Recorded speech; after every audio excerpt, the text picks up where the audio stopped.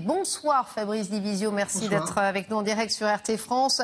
Vous portez les plaintes de nombreux soignants contre le gouvernement dans cette gestion de l'épidémie.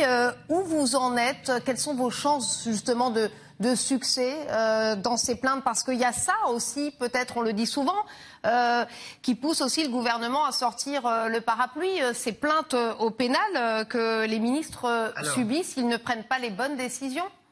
Eh bien, les plaintes sont en cours. La Cour de justice de la République, vous le savez, effectivement, a fait des perquisitions. Ces perquisitions sont en train d'être exploitées.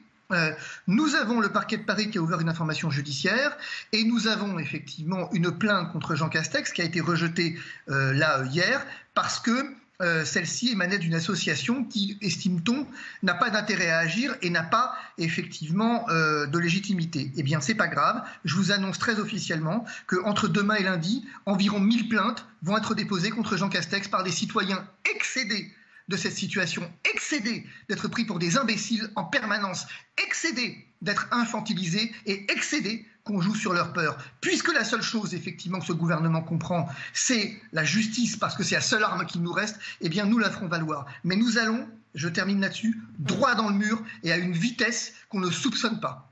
Je pense que, pardon, mais la personne qui fait encore confiance à ce gouvernement, c'est qu'elle souffre d'un vrai problème psychiatrique. C'est-à-dire que c'est une décompensation psychiatrique. C'est impossible autrement. Je veux dire que ce gouvernement puisse effectivement nous mener vers une campagne de vaccination. On est en train de jouer avec quoi avec cette vaccination? C'est à qui mieux? Il y en a un qui vous dit que le vaccin est efficace à 95%, l'autre à 97%. Qu'est-ce qu'on est en train de faire, mis à part engraisser l'industrie pharmaceutique dans cette affaire? Je ne vois pas ce qu'on est en train de faire. On a une courbe épidémique qui est en train de redescendre. On a une courbe épidémique qui est en train de se stabiliser. On voit bien qu'effectivement, les mesures ont servi à rien. Je suis désolé. Vos confrères de LCI l'ont parfaitement montré hier soir avec des courbes très significatives qui montrent que tout ça a commencé à baisser de manière flagrante. Et comme le disait le professeur Raoult d'ailleurs au passage, bien avant le confinement, bien avant les mesures de couvre-feu. Et donc, on voit bien qu'on est sur une épidémie qu'on ne connaît pas grand-chose et qui manifestement est en train de se tarir. Et on se précipite sur des vaccins comme la misère sur le pauvre monde. Mais on est devenu complètement fou. On est devenu fou. Et après, pardon, je termine, on vous fait une histoire avec la chloroquine dont il paraît que c'est pas prouvé, etc. On fait des histoires incommensurables avec un traitement vieux de près de 100 ans.